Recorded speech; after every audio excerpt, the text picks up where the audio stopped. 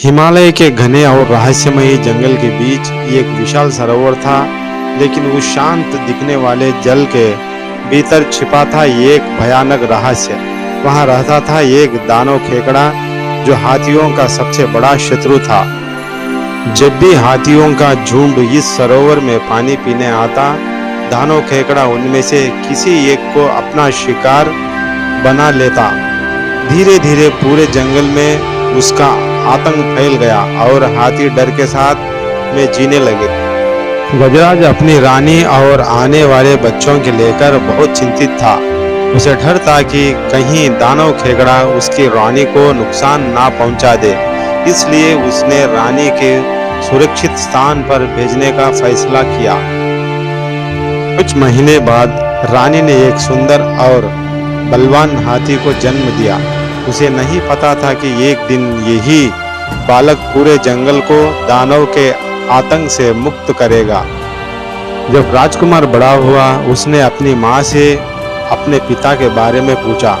तब उसकी माँ ने उसे दानव केकड़े की पूरी कहानी सुनाई।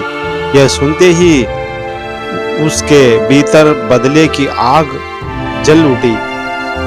राजकुमार हिमालय के जंगल में पहुंचा और पहली बार अपने पिता गजराज से मिला।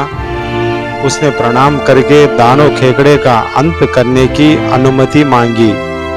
राजकुमार ने कई दिनों तक दानव खेकड़े की हर गतिविधि पर नजर रखी।